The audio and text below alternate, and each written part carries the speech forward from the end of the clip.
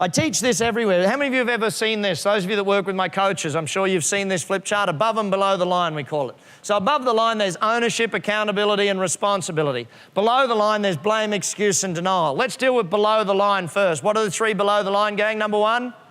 Number two? And? So let's see if you've got any of these people in your company.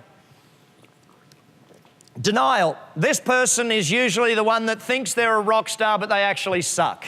They think they are the genius. They've actually told people in your company, if it wasn't for me, this company would go under. If I wasn't here, this company would be falling out. It's me that holds this thing together. They'll sit in meetings, say nothing, walk out of the meeting and start sabotaging everything you said to every other employee. How many of you got one or two of those? Say yeah. You know, some of you aren't willing to admit to it, are you? It's like, hey, I got one. See, the thing about this, and then you got the excuse-itis people. These are the ones that always have a reason. There's always an excuse for not doing it. What's their number one excuse in most cases? Ran out of time. That's the adult version of the dog ate my homework. Then blame. How many of you got those people? They've always got a finger to point at someone else. Anyone got some of them? See, this is the thing. Down here, if you've got these, that's because you're either doing bad management or no management. Your management will lead to this happening in your company, or lack of management. Now, why is there a lack of management? Very simply put, management for some reason has been killed off by leadership.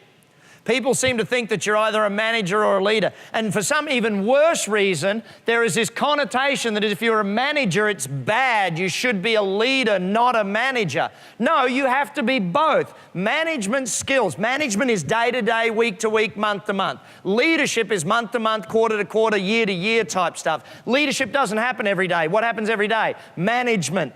People say you don't need to micromanage people. Absolute bullshit. Half of your employees need serious management. If they don't have management, they will do what? Almost nothing. Good management leads to good productivity. And this is a really important point. You've got to manage first before you lead. Because if you don't manage, you get this stuff down here. So let's look at this stuff just for a second. Let's see how it's happening in companies. If a business owner, let's just say this, what will this get out of these three up here? If a business owner lets an employee get away with something, lets them get away with it, lets them get away with it, lets them get away with it, what's that breeding up there? The bottom one, what is it? Denial, because you keep letting them get away with it. You don't confront them when they're doing stupid shit, therefore they get away with it, therefore they live in denial because you're living in denial. How many of you love confrontation? Where are those of you that love confrontation? Okay, this should be a yes, I love confrontation. Those of you who don't love confrontation, you will suck at running a business. You've got to love confrontation to run a business. Now, I don't mean aggressive confrontation, but you've got to stop people when they're doing the wrong thing. When? Immediately. You know, the craziest thing, if you let people get away with small things, eventually they get away with big things. Business owners that don't confront anyone end up with employees in denial. And 80% of the time when they get to being that bad, you've got to fire them. But they only got that bad because you didn't manage them. Okay? You've got to manage these people. You've got to deal with the situation right there and then. Tell them what the reality is, where they're at. How do you deal with someone in denial? You sit them down, you have a conversation with them. Hey, I know you think you're the best employee here. The reality is you're actually in the worst employee list in the company. You are one of the worst people here. Let me tell you why. Don't talk to me yet. Let me tell you why. You tell people in the company if it wasn't for you, the company would be under. You tell people this. You do that. You do this. You've got to have your numbers. You've got to have your stats to back it up and tell them this stuff. And then you've got to move them forward and say, listen, I want you to be a great employee in the company. Here's how I've made a list of everything you need to do to be a great employee in the company. There's at least 11 things on the list. One of them is you're going to check in with me every day for the next 90 days, every morning, every afternoon. We're going to go through what you've got to do and what you've got done. What are they going to say? Somewhere in amongst all that. I can't possibly do all that. Okay, well, I accept your resignation. Just put it in writing and we'll be fine. How many of you are good at that, by the way? Letting people resign without them even knowing they're resigning. It's a skill you've got to build. Excuses. This is what happens in companies. If you walk into a set of employees and you ask them the question of, why isn't that done? What will you get? Excuses. So is your management leading to excuses or is your management leading them forward? Where are you taking them with this? How can you get blame? What question would you ask? Everyone? Who? Who's supposed to have this done? See, and this is the thing, when we talk about managing people, management comes first because we can't lead without management. So let's look at two very important parts of management. Number one, measuring. What's number one, everybody? Whatever you measure gets managed. If you don't measure it, it can't get managed. So if you want something to get better, you've got to measure it on a daily, weekly basis. Some of them hourly in different businesses. But the more you measure, the higher the pressure gets put on that person to actually perform. If there's no measurement, how can you manage them? It's not possible to manage someone that doesn't have measurement. Second part of management that we have to be focused in on, clarity of their job, what they're actually doing, how they're doing it, when they're supposed to do it. Well, let's do this. Tomorrow, I want you to all do an activity with every employee that reports directly to you, okay? Now, by the way, you shouldn't have more than 8 direct employees. Okay, if you've got a dozen or 2 dozen people, and this is this whole leadership rubbish of you've got to have a flat organisation structure, that's killed the ability for high productivity. Productivity diminishes if there's no management of people. So if you've got more than 8, what do you end up doing all day, every day? Managing people. Who does your job?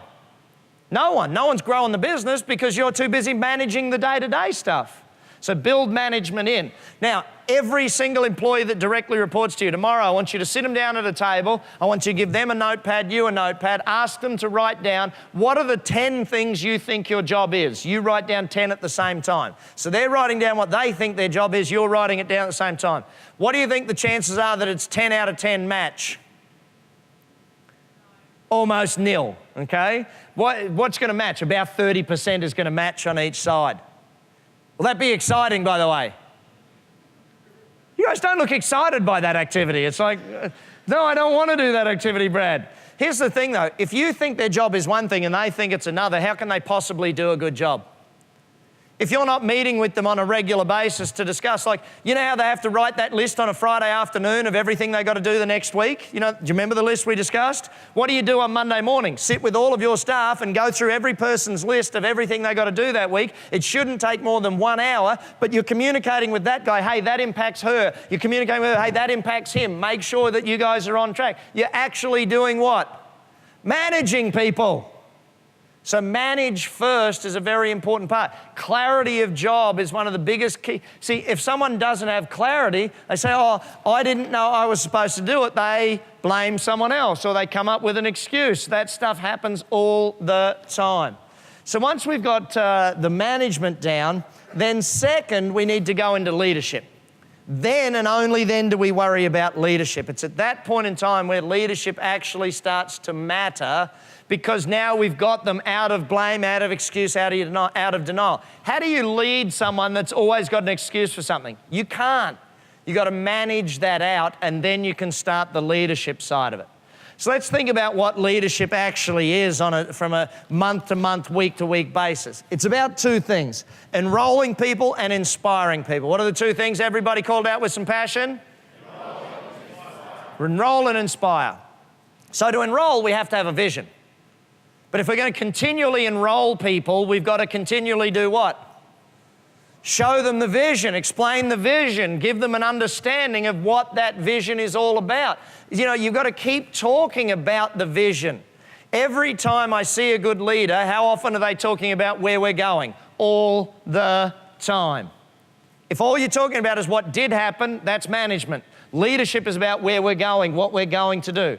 Inspiring people, this is where you go to the culture. This is where you're going. If you're not discussing the culture, showing the culture, leading them with the culture that you've got written down, your core values or whatever it is, then it's hard to inspire people to do more, to achieve more, to be more. A leader's number 1 job is communication. What's their number 1 job? If you don't communicate very much, like for me in ActionCOACH, I don't have the time or the ability to talk one-on-one with every single person in all of our offices around the world. But what I do every single month is record a video, 10, 20 minutes of me explaining to everyone in the world how we're doing, what we're up to, what's happening now, what's where. So that video goes out to everyone in the world. It's dead simple, easy to do, but if you're not doing that type of communication with your people, it's very hard to sit back and go, oh, that's how we get better communication. Keep communicating. Second biggest job of a leader is congratulations.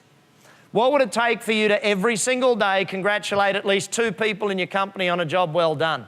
And it doesn't have to be that whole thing of, oh, Employee of the Month award. It just has to be a text.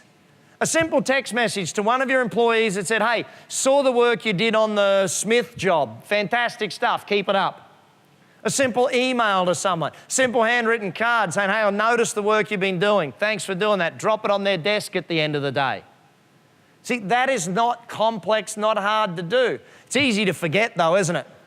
Easy to forget to do. You want to forget about it, you won't build the team, therefore you'll have to keep working for the rest of your life. You want to build people who are high performers, you've got to make sure you build them into high performers.